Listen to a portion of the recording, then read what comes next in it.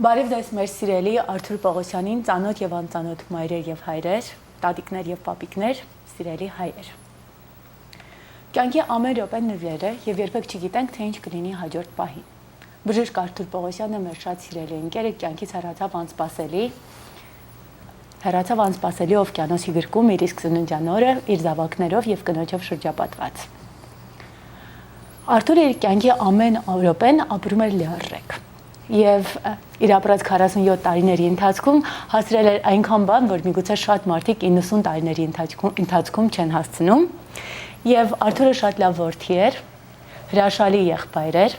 եզակի ամուսին էր իր տիկնոջ Աստղիկի համար եւ 3 զավակների Էրիկի, Դավթի եւ Հայկի համար աննախադեպ հայր էր։ Արթուրը նաեւ անկեղծ ու բաց ընկեր էր, եզակի հոգեբուժ էր, որ բուժում էր մարդկանց հոգիները եւ մի խոսքով Արթուրը լույս էր, նաև Արթուրը բնապահպան էր եւ հայրենասեր էր եւ իր լուսավոր հոգով նա շատ ու շատ կյանքեր էր փոխում, այսպես դիպչում շատ ու շատ կյանքերի, դրա համար նրա կորուստը շատ մեծ է եւ մենք Արթուրին դեռևս շատ երկար կփնտրենք եւ այսօր նա թերևս մեծ չէ, բայց թողել է գործ, թողել է գաղափարախոսություն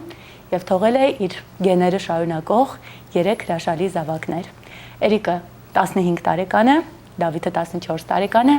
եւ Հայկիկը ընդամենը 8 տարեկան է։ Դիտենք մի փոքր տեսանյութ Արթուրին վար հիշատակին նվիրված։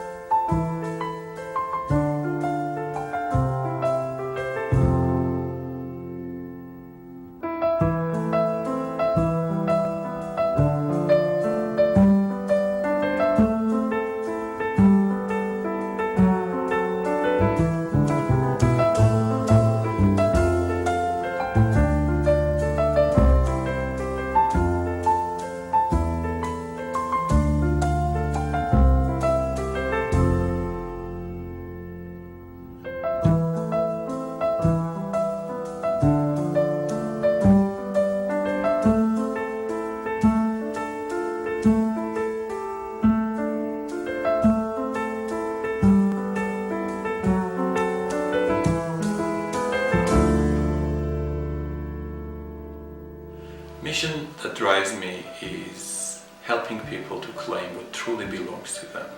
to enjoy the pregnancy and childbirth with the full extent that nature has planned for them. So my biggest vision is as a child psychiatrist, hopefully there'll be a point that I will not be able to practice child psychiatry because kids will be healthy.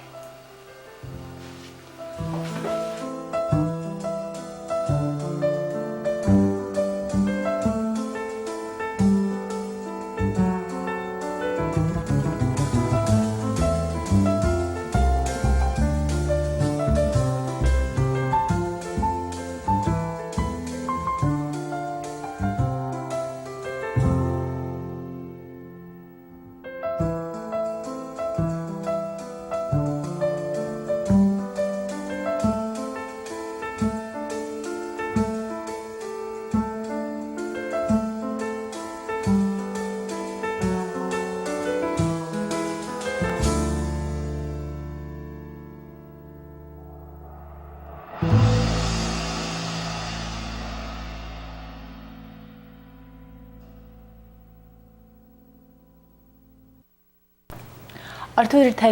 թերևս մեզ հետ չէ, բայց իսկապես կերպարը շատ վառ է եւ լուսավոր է։ Եվ այսօր մենք Արթուրի ընկերների, գործընկերների եւ հարազատ մարդկանց հետ խոսելու ենք, հիշելու ենք նրա վառ եւ լուսավոր կերպարի մասին։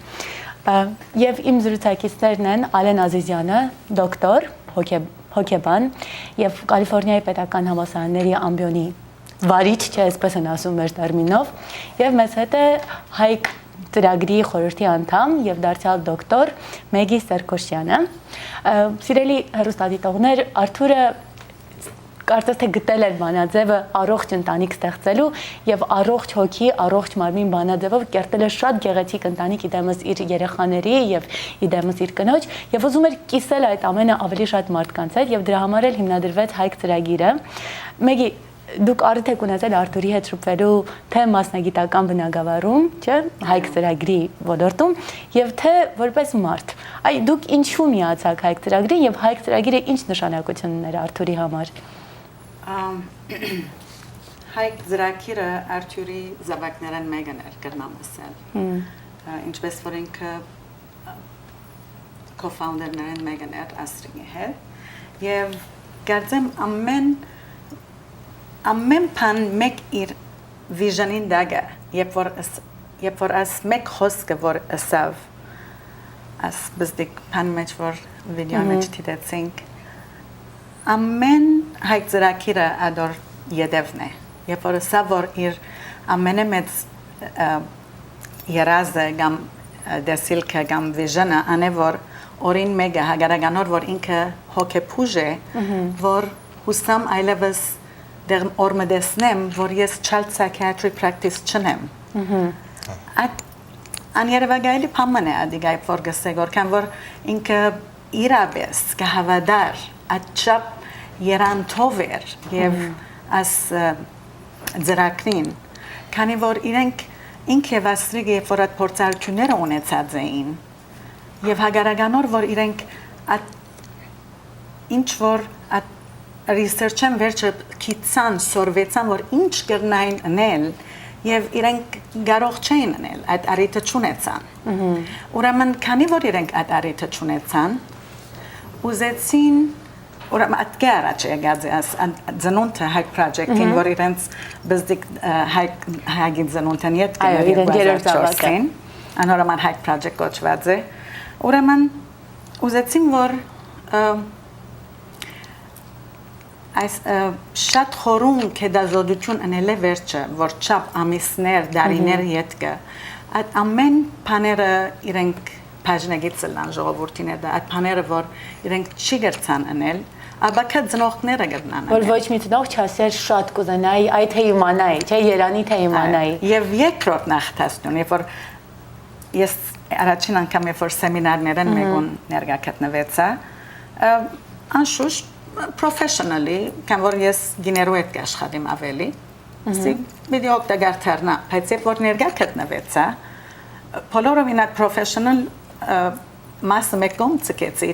աչապ ասկացական թերցա ատինենց բադրաստության եւ երանթով եւ սիրո աղբյուրը եկած այցեվով աներվագայլի էր աչապ դարբեր ասկացումներ եկավն մեջս ուրեմն մույս նախտասյունը որ շատ դավորի չեղած է որ աստրիգը երբ որ գսե որ հուսամ գին մչլա որ այսինքն ասե որ I wish I knew so as արիթն է որ ամեն ծնողները անձնողները որ զավակներ ունին դադիկները ամուսինները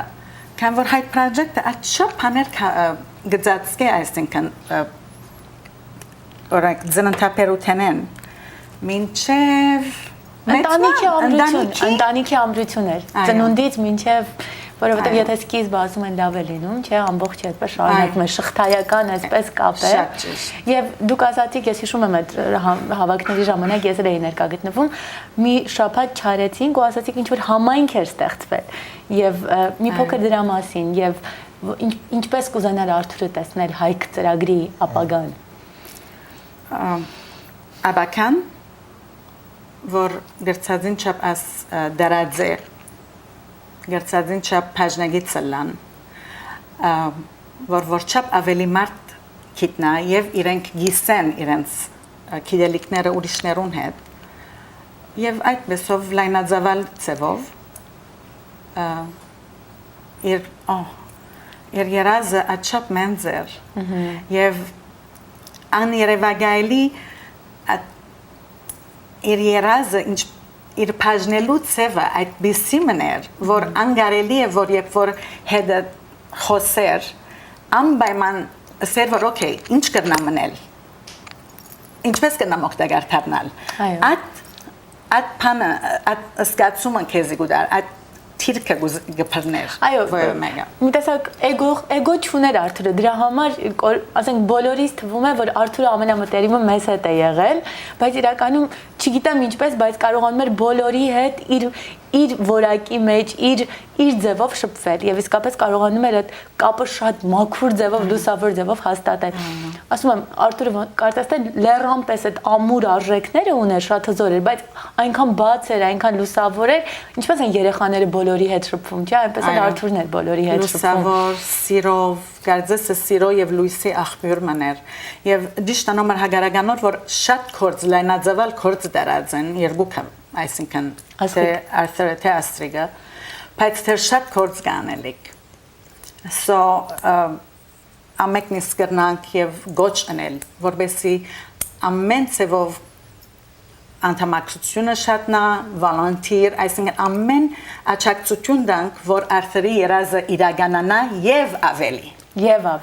ավելի։ Դուք օրինակ խորհրդի անդամ եք, դուք ձեր կողմից ինչպես եք պատկերացնում, հիմա մանավանդ աստղիկը չունի այդ մեծ սյունը, չէ, որ Արթուրն էր, որ սատարում էր, օգնում էր, նպաստում էր։ Հիմա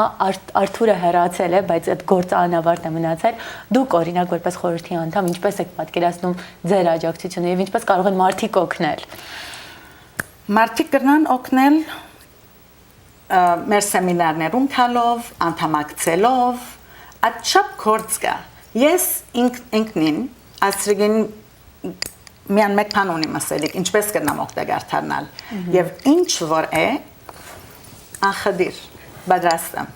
Շատ լավ, շատ շնորհակալություն։ Ալինն էլ արդեն խոսելու, Ալեն Արթուրի հետ որքան գիտեմ, Fulbright գիտական ծրագրով, երբ որ այդ գիտական ծրագրով ընտրվեցին որոշակի եզակի մասնագետներ, Արթուրը նախընտրեց Հայաստանում աշխատել։ Մի փոքր խոսեք ձեր ծանոթության մասին եւ Արթուրի հետ ձեր կապի մասին։ Իհարկե, եթե թույլ տաք մի քանի բան էլ ես ավելացնեմ հայ նախագծի մասին, որտեղ իրոք Արթուրը բավականի գիտելիքներ ուներ այս բնական մոտեցումներին եւ այնքան հուզիչ ձևի էր խոսում ես բոլորի մասին, որ ցանկացած մարդ եթե առաջի անգամ հանդիպում էր Արթուրի հետ, անկախ իրանից լսում էր եւ իրանք հրավիրում էին սեմինարներին,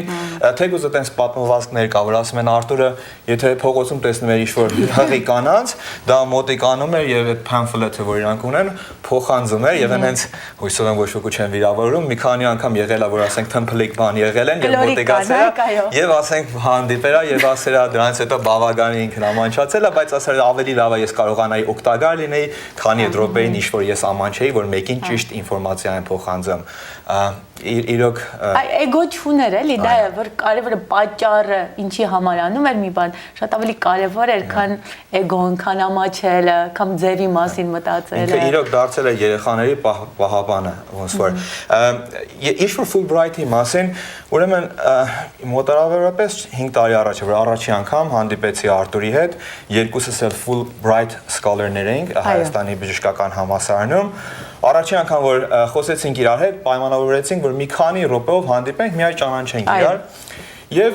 այդ առաջի զրույցը շարունակվեց մինչև լուսաբաց, որտեղ բավականի գիտելիքներով լսված եւ սիրում էր շատ ուշադիր ինքը լսող էր, շատ լավ խորհուրդներ էր տալի եւ ինչ որ դուք եւ սկզբում երբ որ ներկայացրեցիք Արթուրին, ես զգացի, որ իրոք կարող եմ ասեմ կյանքում ինձ շատ բախտավոր եմ զգում, որ արժանի եմ եղել, որ ճանաչել Արթուրի նման անձնավորությանը։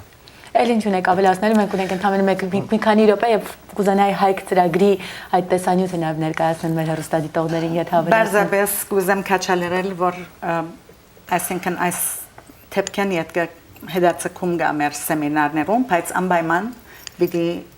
սկսենք մոդադենեն հուսամ, ասրգետ որ իր ուժերը հավաքի եւ մեր աչակցությամբ նեցուկ կանքնիրեն ամեն գարավիրեմ ամեն մարդ որ սեմինարներու կա շապ ամսվա վերջին չորեքշաբթի օրերը ընդհանրապես կլա եւ հուսամ շատ մարդ տեսնել եւ հուսամ որ Արթուրին երազը իրականանա։ Եվ եթե Արթուրին բնորոշելու 5 բառ ունենայիք, որ Արթուրին պետք է ներկայացնեք, ինչ կասեիք։ Սիրով, երանտով, դաղանտով, I don't know, passionate, անգարելի էր որ Արթուրին մեկը դեսներ, եւ չի սիրեր եւ Ալենը ասավս կամ ուրիշ դասարտմա որ ինչպես չես կնար Արթուրին սիրել քան որ ինքը սերով գմոդենար քեզի այո Ալեն նման վատմասներ իր սերը նույնիսկ ընտանիքի նկատմամբ բնության նկատմամբ ամեն ինչը բնության մեջ սիրում էր ուսումնասիրել բավականի արշավների մասնակցեցինք մենք համ Հայաստանում եւ դա շարունակվեց նույնիսկ Ամերիկայում եւ ամեն քայլը ոնց որ հետաքրքիր ինչ որ թեկուզ ծառ լիներ, կենթանի լիներ, տերև լիներ, դա բավականի զրույցի առիթներ էր եւ խոսար ժամերով դրանց օգտակար հանգանիշներից կամ բացասական եւ կյանքը ինչեւ վերջ էր իրոք վայելում էր ինքը ու միշտ մի բան ուներ առաջարկել եթե գնայիր իրանց այս օրգանիկ սալատը փորձել ես փորձազամ իրեն Արթուր Պողոսյանի ֆորմուլա եթե ժամանակա կարող եմ մի բան ավելացնել այո Ուրեմն արշավի ժամանակ մի անգամ գնում ենք եւ ինքը տարբեր իրեր ա բերել իրար հետ եւ դասավորում ենք իրերը անենց մի հատ աման եմ գտնում բավականի մեծ է չափսով բացում եմ Արթուր ես ինչա սպիտակ գույնի ասում է կոկոսի յուղ է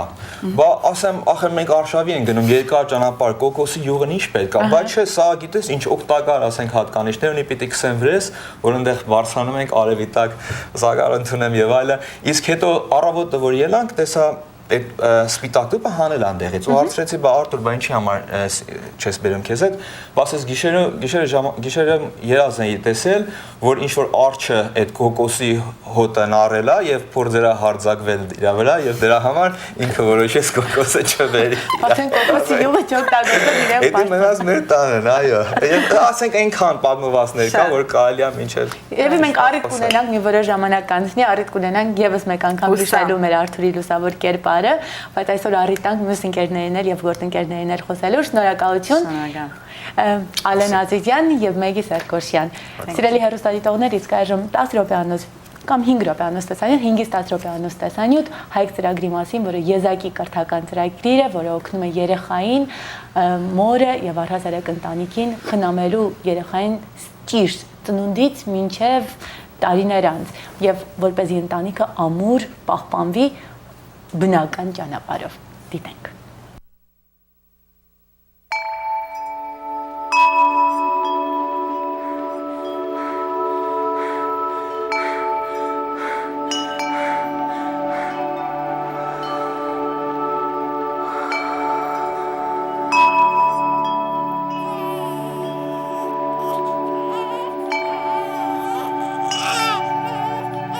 My mission is to see babies come to this world without unnecessary interventions and unnecessary traumas. My mission is to see every parent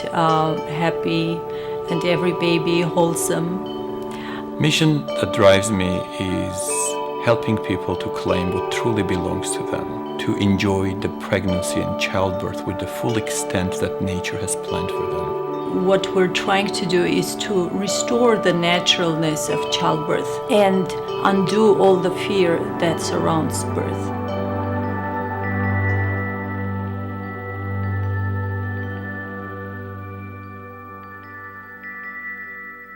The United States has one of the highest infant and maternal mortality rates in the entire industrialized world. And this is in case when we have also the highest per capita spending. There is so much fear right now instilled in young generation. When you talk to any young girl, any young woman, they're terrified from birth. An average young woman is exposed to about 110 episodes of horrible births. It looks horrifying. The images are horrifying. Their fear, their, it's just dramatic, right? If we see the way media and medical literature have portrayed pregnancy and childbirth, it mostly from negative aspects, death and possible loss and possible harmed babies, and the way we have tried to prevent these events actually has not worked. And in reality, we have created more problems on the way of preventing problems. Because of the fears, we have gone so far infringing and altering the natural process of childbirth to a point that nothing natural is left in that process. Our modern delivery rooms look like spaceships. We're so saturated with technology, and people think that if it's technologically saturated, then it must be good. We have to understand that all of those drugs administered to the mother have a strong impact on the baby's physical and emotional health. When it comes to birth experiences, we have gone way too far in wrong direction. We have to move back and start all over. I had 3 traumatic cesarean sections, and for me, Hike Project is a way to heal. Our personal experience with 3 C-sections was a huge learning experience for me to see what can happen when you go to a hospital unprepared and submit your will to the establishment. I was so confident that modern hospitals will provide everything we need. And at that time, if anyone was to tell me that opposite is true, I would have rejected them. Being a 3 times mother, I can tell that I don't know what birth is. I never experienced childbirth as nature intended. Few moments could have made a lifetime difference for us. C-section was done on time, and we are blessed that the doctor did the C-section on time. But we were not blessed because we didn't have to go to that point. I was given epidural. When the operation started, I could still feel the pain. And so they went to give another dose of epidural. And after that, I could not feel my lower body for 2 days. And it was very traumatic for me because with my first baby, I didn't even know if I could ever walk. And we didn't know ways to stop that from happening. Now we know, and we hope with this knowledge we can help other people not to go through this. Having our stories of success and failure, combined with our own expertise in medical anthropology from my side and child psychiatry from my husband's, we decided to share the information to guide the generation that is coming after us about these most essential issues so they could choose another path, perhaps a more informed path, a conscious path, I would say. An act of childbirth is an integral part of the woman's journey. It's a rite of passage for a woman. That's something that a woman is born to do. It is truly the zenith experience we're ever going to have in this body. No doubt it takes tremendous courage to say, yes, I want to know what this feels like. I want to know what this experience is. Mothers who choose natural birth and who choose to breastfeed and co-sleep with their babies, they feel liberated, they feel empowered, they feel more in control, and generally they tend not to have postpartum depression. And women who take drugs or women who get cesareans or get bullied into induction feel often that something's been taken from them. From the moment that the child is conceived, the psychology of the mother, of the family, and of the fetus changes. Everything is so new and everything is so important, and we need to nurture all of it. We need empowered mothers so we can have empowered children. You could call this a public health issue. I call it a human rights issue. You know, I call this absolutely a women's rights issue, a baby's rights issue. Scheduling C-section before the baby gives the signal is a major violation of human rights of that human being. The World Health Organization estimated that annually 1.5 million babies are dying just because they're not breastfed. Traumas are actually part of normal life. We need traumas to be who we are, yet we don't want artificial traumas. And trauma of birth, trauma of abrupt umbilical cord clumping, trauma of circumcision, trauma of being fed with cow milk, not human milk, trauma of being alone in the crib and crying with parents waiting until you learn to calm yourself down. These are traumas that are totally unnecessary for humans. So now we have two choices, whether we're sitting and crying about it for the rest of our life, or we're picking up the pieces and find our way out of this mess and creating the life that we deserve. No one ever taught me things about my body such that I can be empowered about my body. So why suddenly, when we get pregnant, would we start making different choices? We have to start making those choices much younger. We have to start educating our young girls earlier on. We absolutely have to have organizations that are focused on outreach, on educating women, because how are we even supposed to know what we don't know, that we don't know?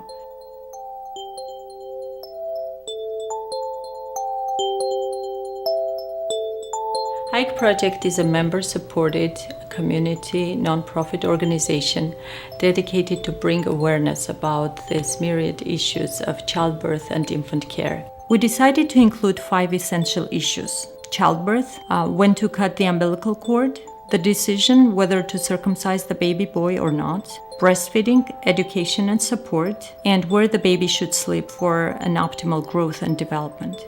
Hike Project is the only one that brought all these 5 crucial topics under one roof, and we're advocating for parents to follow these 5 basic recommendations. We have monthly seminars on these topics, and we also counsel women on one-to-one basis. We do counseling on the phone.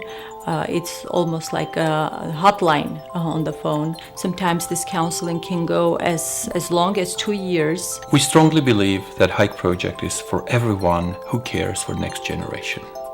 Those who are willing to learn more, those who are questioning things, those who are critical thinkers, those who do not take anything for the face value. Everyone who is interested in reconnecting with their body. It is essential that we go beyond what our doctor tells us during that 5-minute doctor visit.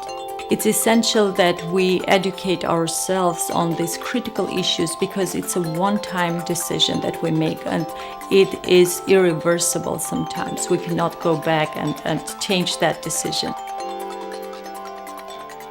The level of research that's done in Astrid's presentations and Dr. Pogosyan's talks, it's quite an astounding experience. She has an amazing talent of giving the facts and the research, as well as making it personal. They don't push their ideologies on you. It's just knowledge. It's facts. It's statistics. Why believe in something just because you've been told over the years for it? You won't get that information anywhere else. It's definitely something that it's not taught in schools. It's not taught in other classes. It's something that everyone could benefit. I wish I came before I was pregnant. It's just the education, the knowledge that I learned here. I wish I knew it so I could use it to what I was doing before I had my baby. We've been listening to her advice. We've been giving other people advice, and we've become sort of like a mini hike project ourselves. The value of the Hike Project, more than anything else, is education and awareness for families, because the seminars are not just for new mothers, but that every mother, the grandparents, great-grandparents, everyone should go to the seminars to get the information that Astrid is providing through the Hike Project. We encourage our audience to look into Hike Project and see what they're missing and what they can gain from learning this simple knowledge that is not going to cost them anything. It can bring them the entire world of healthy child that we are slowly losing nowadays. Hopefully, there'll be a point that I will not be able to practice child psychiatry because kids will be healthy. Too many times as young parents we said to ourselves, oh, we wish we had known better. And my ultimate vision is that no parent should ever have to say, I wish I had known.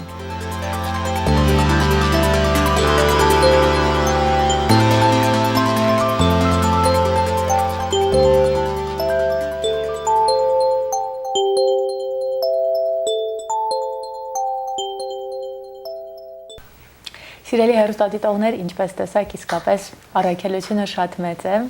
եւ խոսքը գնում է մարդկային կյանքերի մասին, երիտասարդ նոր ծնունդ ստացած մարդկային կյանքերի մասին, բայց դա Արթուրի միակ սերը չէր։ Արթուրը նաև սեր ուներ առ բնություն եւ առ հայրենիք եւ ծնում էր իրեն ծնունդ տված բնությունը եւ հայրենիքը, բնապահպաներ եւ հայրենասեր, կանաչ Հայաստան շարժման անդամ էր եւ նաեւ բնապահպաներ եւ այսօր նաեւ Արթուրի մասին ասելիք ունեն կանաչ Հայաստան շարժման համահիմնադիր Ալֆրեդ Եսայանը, նաեւ գործարար եւ լրագրող շատ ծանոթ Արա Manoogian, որը նաեւ բնապահպան է։ Նորից բարև ձեզ, Արթուրի մասին կարող ենք ժամերով խոսել, բայց քանի որ դուք շատ սպეციფიկ համատեքստում եք իր հետ շփվել, խոսենք Արթուրի սիրո մասին, բացարձակ սիրո մասին, առ հայրենիք եւ առ բնություն, որովհետեւ ինքը այդպես այն մարդկանցից էր, որ ասում էր ես ինչ կարող եմ ավելացնել, ոչ թե ես ինչ կարող եմ վերցնել, այլ ես ինչ կարող եմ ավելացնել։ Ես կգնամ ասել, որ առաջին անգամ, որ ես իմ հիշողությունից մեջ որ ծանոթացել եմ Արթուրին հետ, չեմ գնացել, որ անգի առաջ չի պատահեց, բայց չեմ հիշեր, թեկտեմբեր ամիս էր անցյալ տարի, երբ որ շատ մեծ խնդիրներ կար Հայաստանի մեջ, մինչև հիմա նույն խնդիրները կան, մեր թեղուտի հարցը եւ հանգերը Հայաստանի մեջ, որ կթունավոր է մեր հողը եւ մեր ժողովրդին, եւ այն ժամանակին Եղիան այստեղ էր Հայաստանից ինքնալ բնությունի հետ կսպառվի բնությունը պաշտպանելու համար եւ առաջարկեց որ վարչապետը պիտի գտնվի առաջնորդարանը Բրբենքի մեջ եւ մենք պետք է գնանք այնտեղ եւ ասենք իրեն որ մենք կողք չենք իրենց ծրածները եւ այն գիշերը կազմակերպեցինք as protester եւ այդ protest-ի ժամանակը մեծ հաջողություն ունեցանք բայց մենք պատրաստ չենք այդ հաջողությունի համար եւ Արթուրը այն ժամանակին ներկայացավ մեր պահանջները եւ շատ քեղեցիկ ձևով որ քիչ հետո կտեսնանք եւ այնպես Արթուրը միշտ եղել է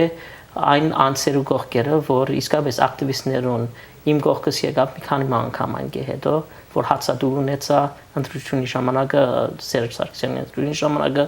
որ շատ քիչ մարդ եկան իմ մոտս բայց Արթուրը եկավ մի քանի անգամ եւ թեղեր ալփերավ ինձ համար որ չմեռնիմ այն հացադուլից եւ այնպես Արթուրը իսկապես մարդ էր մեծ ադարով եւ չէր վախենում ճշմարտությունից այսինքն քաջություն ուներ չվախենալ ճշմարտությունից եւ ասել ճշմարտությունը անգամ եթե դա ամենափառավոր ճանապարհով չէր տանելու իրեն անգամ եթե իրեն չէին գովելու դրա համար որովհետեւ գիտեր ճշմարտությունը որն է ու հետևում էր այդ ճշմարտությանը գիտեք հաճախ մարդկանց հետ խոսում ես ասում ես որ Հայաստան սա է լինում թեղուտի հարցը կա, չգիտեմ, քաջարանի մեջ հարցեր կա, Հայաստանի մեջ 400-500 հանքեր կան։ Եվ Արթուրի հետ խոսելուց ես ընդհանրապես միշտ լավատես եմ։ Երբ որ մարդիկ խոսում են, ասում են, դե ինչ երան ամենը կոոպտեցին, էս կարեսերային ենարին։ Ասեմ, դե ընդհանրապես մարդ արած, որ իր տիրություն չանի իր հողի վրա, իր երկրի վրա, ամեն մարդ կա կողանա, հարց չկա։ Արթուրը հազվագյուտ անձերից էր, որ կարողանում էր պայքարը իհանդեր շատ մեծ լինելը չվախենալ և ոչ թե սենց խոժոր, սենց մտածկոտ, ինչ ենք անելու, սենց հուսաթապ, բայց հուսով, դե լավ, այսպես ես հաճախ ասում եմ, որ մեր հարցը Հայաստանի վերականգնման, իրոք վերականգնման եւ բարգավաճ Հայաստան սարքել 25-ից 30 տարվա պայքարը։ Պայքար, որ իրար հետ պետք է անենք։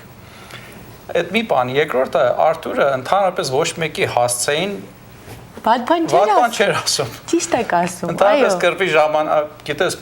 մարդ միշտ ուզում է իրեն արդարացնի, ասի, դե ես ճիշտ եմ, դու սխալ ես, Սերժը սա է, չգիտեմ, Վաչեն դա է, Պողոսն է,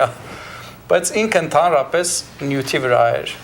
Կենտրոնանում էր նյութի վրա, որ նյութը ինչ է մեր նպատակը։ Խնդիրը, այո, ինչ է, ոչ թե մարդիկ են, այլ խնդիրը, ինչ է, դեպի լուծում էր գնում։ Եվ գիտես, մի հատ մարդ էր, որ ընդհանրապես իր լուծումները բխում էր սրտից։ Շատ գիտես, շատ intelligent, ինչ է, պատրաստված էր, այո։ Խելացի մեկն էր, բայց ընդհանրապես ինչ խոսակցում, մենք ընդհանրապես չենք ձեռնվում իրար հետ, որ տեսնում ենք փաթթվում ենք, ինչու։ Մի հատ մեր խոսակցություններից սա էր, որ ընդհանրապես Հայաստանի ամենագերագույն խնդիրը հիմա սերի պակասն է։ Սերը հանդեպ իրար, սերը հանդեպ բնությունը, սերը հանդեպ մեր ազգը, սերը հանդեպ մեր հարևանները, սերը հանդեպ ընդհանուր աշխարհը։ Երբ որ մեկը այդ ձև է դրսևորվում եւ մոտենում, ներգրավում է, ուզես չուզես, ինչպես որ դուք ասեցիք, ամեն մարդ կարծում էր Արթուր իր մոտիկ ընկերն է։ Այո։ Գիտես։ Եվ իրոք էլ այդ ձև էր, որովհետեւ այդքան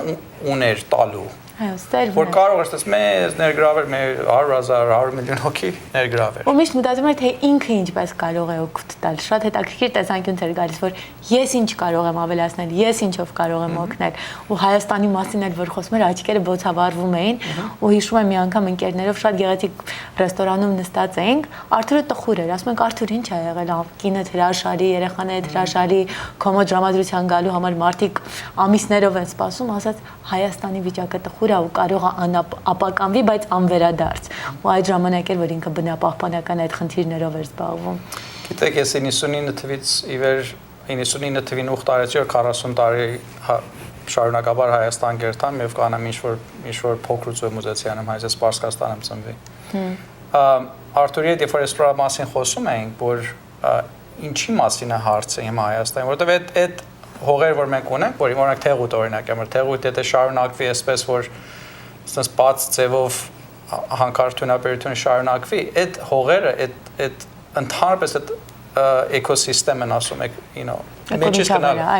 So ինչ է լինելու։ Այդտեղ ապրում են ոչ թե միանալ երկու գյուղի, ասենք 3800, 4000 հոգի մարդիկը, շնող եւ թեղուտ գյուղերը։ Այդտեղ ապրում են այդ համակարգի մեջ 60000 հայեր։ Եվ սրանք գիտեք, արդեն գիտեք ուր է թեղուտը շնողը, Հայաստանի հյուսիս-արևելյան մասն է, եւ այդ 60000 հոգի մարդ չեն կարողանա էլ այդտեղ ապրեն։ Արդեն ապրելու տեղ չի լինի։ Ինչպես օրինակ մենք տեսնում ենք Հայաստանի հարավը Քաջարանը, շատ դժվար է այդտեղ ապրել։ Մարդիկ միան աշխատում են որպես հանքափորներ,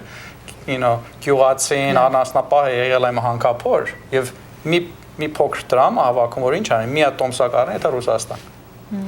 Ուրեմն այս մեր բանը մենք պիտի բնակեցնենք ու պահպանենք։ Մեր օրինակ խոսքը ընդհանրապես ինձ միշտ հարցնում են, Արթուրից հարցնում են օրինակ ինչ է մեր ասածը, մեր ուզեցածը ինչ է։ Մենք մի ուզեցած ունենք, միայն։ Ամեն այդ լայսենսները որ տրվել է international mining company-ներին։ Մենք ուզում ենք վերանայվի։ Մենք ուզում ենք վերանայվի, չենք ասում ընդհանուր ամեն հանք պետք է կոչվի։ Մենք ասում ենք որ պետք է վերանայվի եւ որտեղ որ էկոսիստեմի հետ հարց ունենք, որ հայաթափման հետ հարց ունենք, պետք է կամ ստիկացնենք կամ իրոք կտրենք բանը, like կամ համապատասխան միջոցներ, որպեսզի մաքուր ձևով արվի այդ հանքարդյունաբերությունը։ Եվ մի հատ էլ բան ավելացնեմ, մենք եւ մեր գործընկերները Հայաստանում Արթուրը հոգին լուսավորվի, Արթուրի հոգին լուսավորվի, Արթուրի ասած մի բան շատ ինձի ազդեց, որ սա էր, որ այս ամեն հայի հարցը։ Ասխիկը, մեր սիրելի քույրը, ասում է, որ էսի համահայկական նոմեր 1 խնդիրն է, ինչի համար, որովհետև Հայաստան առանց հայի, ինչ, օրինակ բան էլ Լեհաստանն էլ Հայաստան կարողանա լինի, Պարսկաստանն էլ, որովհետև հայ չկա։ Եվ մենք պետք է նորեն հետ դառնանք այն բանին, որ ինչպես որ Արթուրն ասում էր, մի հատ անձը ավելի շատ արժի, քան մի հատ հանք։ Մի հատ անձի տվածը մենք հայերս Փառք Աստծո շատ հնարամիտ ենք, շատ տեխնոլոգիի մեջ առաջացած ենք, շատ ուսումների մեջ առաջացած ենք։ Դրա վրա պետք է հենվենք, ոչ թե ինչ որ կա հանքերն հանենք ու մարդ չկարողանա ապրի, ասենք էս էլ մեր էկոնոմին է։ Շատ լավ։ Եթե ավելացնելու որևէ բան չունեք, դիտենք Արթուրի վերջին այսպես ելույթը, հա։ Ցավոք սրտի ով կմտածեր ու վերջինը կլինի, դեռ այնքան ասելիք ուներ։ Եթե ավելացնելու բան չունենք, դիտենք տեսանյութը։ Դիտենք։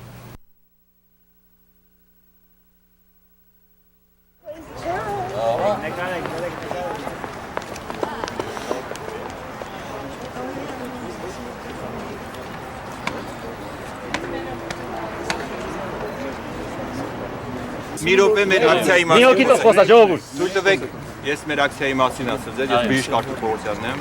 եւ խորը անհանգստություն ունենք Հայաստանի կառավարության անտարբերության եւ մասնակցությանը այն հանքերի արդյունաբերությանը, որոնք թույներ են լցնում մեր հողի, մեր ջրի, մեր ծառերի մեջ, կտրում ոչնչացնում են մեր միջավայրը, մեր ֆաունան, ֆլորան, որը յուրահատուկ միջավայր է ամբողջ աշխարհում եւ ամենաանպատասխանատու ձևով անարգում են հենց հանրապետության օրենքները եւ նաեւ միջազգային օրենքները։ Եվ մենք իսկապես պահանջում ենք, որ ժամանակն է, որ թույլ չտանք, որ հողերը, ջրերը, մեր օդը այդ ձևով ապականվեն, որ այնտեղ այլևս մարդիկ ապրելու հնարավորություն չունենան։ Եվ շատ խնդրում ենք ձեզ, շատ շնորհակալություն, որ եկել լսում եք մեզ, որ այս ապոխանցեք, որ մեր ուժը մեծանալու է, մենք թույլ չենք տալու, որ ճիշտ է հեռվում ենք ապրում, բայց ամեն օր մտածում ենք մեր երկրի մասին, ամեն մարդու շունչը զգում ենք, ամեն մարդու հոգսը փորձում ենք զգալ, եւ չենք թույլ տա, որ մեր երկիրը բաժանվի մասերի, 300 հանք, 400-ից ավել հանք փոքրիկ Հայաստանում այսօր շահագործվում են, 300 նոր լիցենզիա տրվել են Ղարաբաղի հողերը թունավորելու համար, դրա համար պայքարեցինք, դրա համար ազատագրեցինք երկիրը, որ մի քանի հոգի դառնան միլիոնատերեր աշխարհի տարբեր երկրներում գնեն սեփականություններ, վայելեն իրենց անհաղուրդ պիղծ, չգիտեմ ինչ բառեր ասել, իրենց ագահությունը եւ ժողովուրդը թունավորվի, արդեն աղքատ, հոգնած ժողովուրդը տառապի։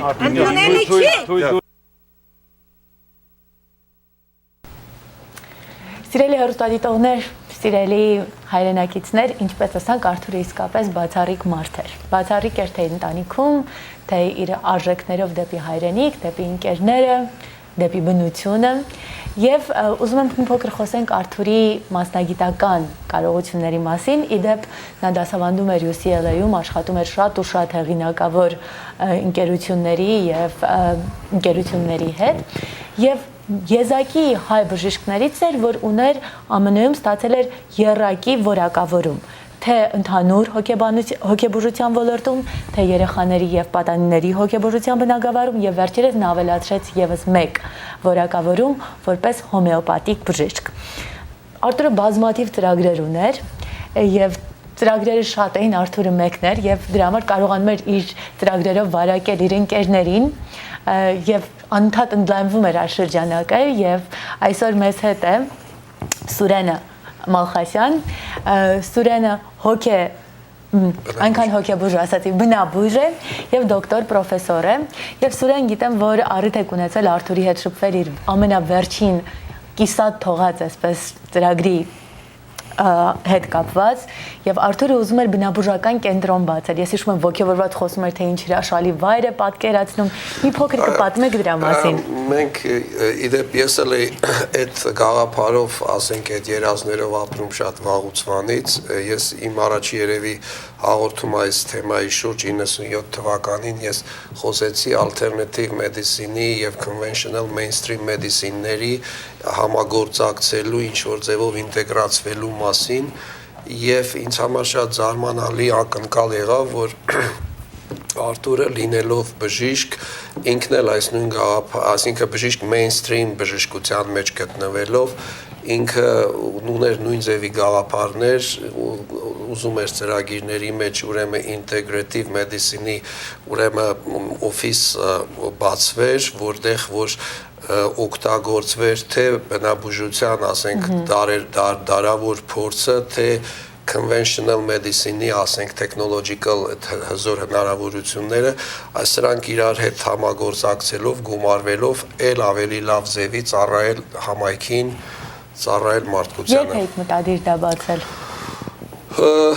Մոտ ապագայում, այսինքն ճիշտ ասած, այս տեխնիկական խնդիրների շուրջն էր հարցը, Արթուրը շենք էր ման գալի, որ Ես որքան գիտեմ, արդեն տեղնել եք, չէ՞, գտել։ Մի քանի, ասենք, շենքեր կային, որ Արթուրը ասեց գնա նայի, դու ինչ կարծիք ունես, տենց նայել եմ, բայց դեռ գործնական քայլեր չեն կատարվել այդ ուղղությամբ։ Մի երկու բառ, եթե կարելի է ես օգտվելով հնարավորությունից, ուրեմն Արթուրը, ասենք, տենց անգլերեն հետաքրքիր բառ կա, ասենք, դիպուկ երևի ավելի ճիշտ որ ասեմ, open-minded, Այսինքն Արթուրը այնքան բաց էր, ասենք զարմանալիորեն այնքան բաց էր, որը որ բացարձակ բնորոշ չի իր մասնագիտության մարդկանց համար, ասենք սովորաբար բժիշկները ամենակոնսերվատիվ, ասենք մասնագիտություններից, հավանաբար կոնսերվատիվ մասնագիտություններից մեկն է, Արթուրը բաց էր նոր գաղափարների, նոր տեսակետների, անընդհատ ինքը ինչ-որ իղձուներ սովորելու, նորություններ ձեռք բերելու, իր դեպքի համար միգուցե ասենք ճիշտ է, ասենք հիշել Սոկրատեսի բառերը, որ ասում էր ես միայն մի բան գիտեմ, ես գիտեմ, որ ոչ մի բան չգիտեմ, որտեղ ինչքան խորանում ես, հասկանում ես, որ այդ գիտության, ասենք, օվկիանոսը շատ հզոր է, շատ մեծ է, մենք ցավոք սրտի շատ հաճախակի, ասենք, շփվելով մարդկանց հետ չենք գնահատում կողքինի մեծությունը, իմ դեպքում դա այդպես չեղավ, ասենք, այդ պրինցիպը գնա մերի արի սիրեմ, դա այդպես չէր բացարձակապես, ես երկրորդ անգամ հանդիպելուց հետո հասկացա, որ ինքը սովորական ազնվորություն չի, շատ յուրահատուկ, շատ մեծ պոտենցիալ, շատ մեծ դինամիկ, ասենք, personality ունեցող անձնավորություն է, եւ մեր հանդիպումները, ասենք, շատ արագորեն վերածվեցին տենց գործնական եւ ասենք հոգեվոր եւ հետաքրքիր ուղղությունների վրա մենք շատ, ասենք, խոսակցություններ ենք ունեցել, օգտվելով առիթից ուզում էի նշել, որ Արթուրի կորուստը միայն, ասենք, ընկերական շրջապատի, ընտանեկան, ազգային կորուստ չէ, սա համամարտկային մակարդակի կորուստ է, որտեղ ընդհանրապես մարդկության ապագան բնորոշվում է մարդկանց դրական եւ բացասական գործերի բալանսով։ Ուրեմն այն մարդիկ, ովքեր որ իրենց գործերով, մտքերով, խոսքերով նպաստում են դրական գործերին, նրանք են մարդկանց ապագան, նրանց վրա է հիմնվում մարդկությունը։ Արթուրը անկասկած պատկանում էր նման անձերին, թվին, որոնք որ իր գործերով, մտքերով, խոսքերով, արարքներով նպաստում էր դրական այդ մարդկության բալանսը ձեռք բերելուն։ Նա այն մարդկանցից էր, որ մի քիչ երևի հուզվում եմ, նա այն մարդկանցից էր, որ մտածում էր ապագա սերունդների մասին, ասենք առաջն էր նայում, ասենք երեխաների մասին էր մտածում, թե այդ էկոլոգիայի իր հարցերով, թե ճիշտ ծննդաբերության եւ այլն, թե առողջական հարցերով, preventive medicine եւ այլն։ Շնորհակալություն, Սուրեն, հաջողություն ձեր ծրագրին։ Շնորհակալություն։ Այս բոլոր ծրագրերը, որ Արթուրը անավարտ թողեց, հուսամ, որ մեր բոլորի ուժերով համատեղ հաջողության կստացվի։ Շնորհակալություն։ Եվս դիտեք մի փոքր տեսանյութ, որից հետո մեր ժամանակի լավագույն պոետեսան Սոնա Վանը իր սիրտի խոսքը ունի ասելու ի հիշատակ Արթուրին։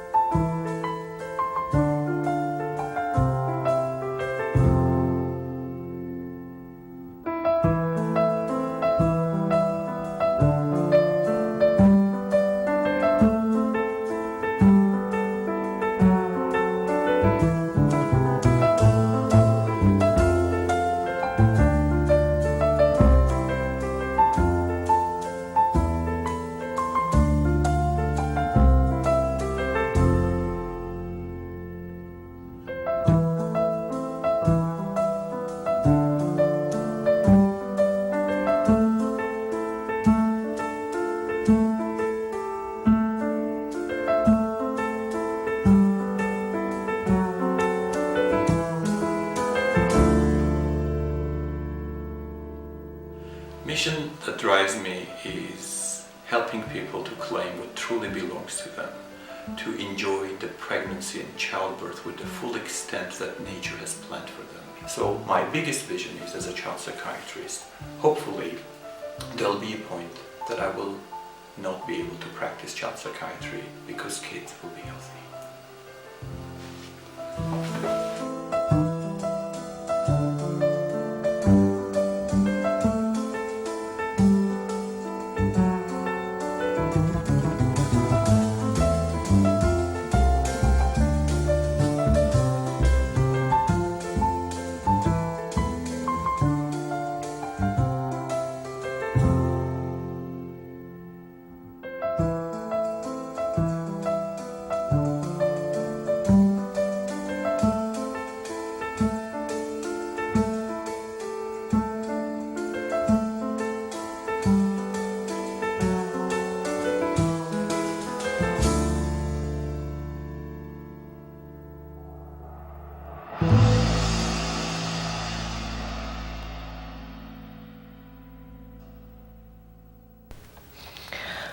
Կներեք սիրելի հեռուստադիտողներ, մի փոքր հուզվեցի, որովհետև իսկապես այսպես գումես թե ինչքան ես կարոտելու ու որքանով ինչքան ենք փնտրելու մեկ Արթուրին։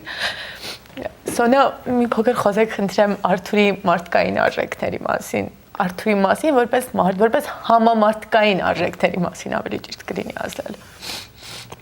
Նախ ուզում եմ սիրելի հեռուստադիտողի հետ, որոնք նաև մեր հայրենակիցներն են, կիսել մեր ազգի մեծագույն կորուստներից մեկի հանձինս Արթուրի մահվան, ողբերգական մահվան առիթով։ Գիտեք, դժվար է խոսել մի բանի մասին, որին դեռևս չես հավատում։ Եվ Արթուրի էությունը եւ մահ բառը այնքան իրարամերժ են, ինչպես յուղը չի հալվում ջրի մեջ, առանձնանում է, այնպես էլ Արթուրը առանձնանում է մահվանից, ոչ մի կերպ հոգեբանորեն կամ նույնիսկ տեսապատկերով չեմ կարողանում միավորել իրեն մահվան երևույթի հետ։ Եվ սակայն ցավալիորեն դա փաստ է եւ քանի որ փաստ է ստիպած ենք ընդունել եւ նախ ցավակցեմ ընտանիքին Թեպետ ոչ մի խոսք չկա մխիթարության եւ դա բոլորս գիտենք, որ չկա մխիթարության խոսքեր, բայց կա մխիթարվելու մի բան, որ ինչպես դու նշեցիր, սիրելի Անուշ, երբեմն մարդկային կյանքի արժեքը ոչ միայն դրա երկարության մեջ է, այլ ժամանակի որակի։ Այո։ Իսկ այդ առումով ժամանակի որակը, եթե փորձենք նույնացնել թե քանի հոգիների է կարողացել մարդը դիպչել իր կյանքի ընթացքում եւ ինչ որ էական փոփոխություն առաջացնել այդ հոգիների մեջ, ապա կարելի ասել, որ Արթուրը այն եզակի անհատներից էր, որոնք իրենց կյանքի կարճատև ընթացքում կարողացել են դիպչել հազարավորների հոգիների, կարողացել են նրանց մեջ առաջացնել սեր հանդեպ կյանքը, որովհետև Արթուրը ինքը ինչպես ինքն էր ասում, ես լույսն եմ, ես լրիվ համաձայն եմ նրան հետ, որովհետև այն մարդը, որ երբևիցե շփվել է Արթուրի հետ, դժվար թե նկատած չլինի այդ լույսի հարձակումը իր վրա, լուսավորվելու զգացողությունը, նրա այդ եզակի ունակությունը ինչ-որ բան ոգևորությամբ մեկ ուրիշին փոխանցելու, ինչ-որ մեկի կյանքը դրականորեն ուղղորդելու, դրական փոփոխություն մտցնելու ինչ-որ մեկի կյանքի մեջ։ Եվ այդ դրամատիկությունը, գեղեցիկի այդ մոլուցքը, որ ինքը ուներ, եւ նույնիսկ այնպես պատահեց, որ իր մահվան պահը, եթե դա կարողանանք պատկերի վերածել, նույնպես ողբերգական լինելով հանդերձ նաև շատ գեղեցիկ է, ինչպես Բախի երաժշտությունը ունի իր ողբերգական ինտոնացիայի մեջ, բայց հզորությամբ եւ գեղեցկությամբ նաև կոմպենսացնում է այդ ողբերգականությունը։ Արթուրի մահը հենց այդպեսին եղավ եւ ինձ թվում է, որ եթե ինքը չէր ցանկանա ինչ որ սովորական կաթիլային ճանապարհով ապրել, թեկուզ երկար տարիներ, մահվան այս տեսակը մի տեսակ, եթե մենք պետք է ունենանք այդ օրը երևի ինքը կընտրեր, կնախընտրեր այսպես։ Իր ծննդյան օրը, այսպես շատ հետաքրքիր շրջան էր։ Այդ օրը, որը եղավ իր կյանքի ամենագեղեցիկ եւ ամենաողբերգական օրը միաժամանակ, այդ երկու հակադրությունները, որ կային իր մեջ, կարծես արտացոլվեցին նաեւ իր մահվան տեսարանի մեջ։ Սոնա ջան, մենք առիթ կունենանք հուսամ մի օր ավելի մանրամասն եւ խորապես խոսելու, բայց եթե կարելի է Արթուրին նվիրված ձեր բանաստեղծությունը, եթե կարդաք, մենք ունենք ընդամենը 1 րոպե։ Շատ լավ։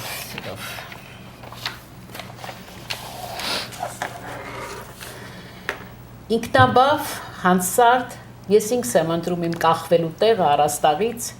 ինչպես նաեւ ձևն ու ժամանակը։ Ինչպես զբաղված հյուսն աստիճանի վրա ինքս եմ պատրաստում խաչն իմ մարմնիս կենսանյութից հավերժության սկզբից մինչև հիմա։ Սերն իմ բնույթն է, այլ ոչ գիրքը։ Ես պատրաստված եմ կարեկցանքից, հետևաբար եւ չեմ ակնկալում ոչ մի անմահություն դրա դիմաց։ Տառապանքն իմ գործն է։ Ազատ կամքով ես ընտրում եմ միշտ ամենաչերևացող անկյունը ու անձայն կախվում հլու, առանց ողբերգության, առանց վկաների, առանց խաթարելու ժամանակը։ Եվ մեկ էլ քանի որ ես գտնում եմ, որ ինչպես կյանքը, այնպես էլ մահը կարող է լինել այսպես բերանբարց, կարծում եմ, որ Արթուրի մահն էլ եղավ վերամբարձ եւ ուզում եմ նվիրել այս բանաստեղծությունը այդ Երկեղոնի լայն խողովակներից մեղեդին հորդում ու հավաքվում է քո ոտքերի տակ։ Երկնահրավեր ու այնքան տեղին է թվում լռությունը քո երկու հնչյուններն իրար միացնող լռության նման կամ այն ջութակի, որը պառկել է իր պատյանի մեջ համերգից հետո։ Իմ կանգնած տեղից քո լռությունը առանց սխալի հանգավորվում է իմ ամենանոր ճշմարտության հետ։ Մահն էլ կյանքի պես կարող է լինել բութ կամ վերամբարձ։ Ու ես հազիվ եմ զսպում հրճվանքս։ Ինչպես մենք ծափահարություններով ցտեսություն ասեցինք Արթուրին, ճանապարհեցինք, այո։ Ես նույնպես հիմա ուզում եմ ասել, որ նույն հանդիսավորությամբ թափահարենք բոլորս մեր ձեռքերը մտովի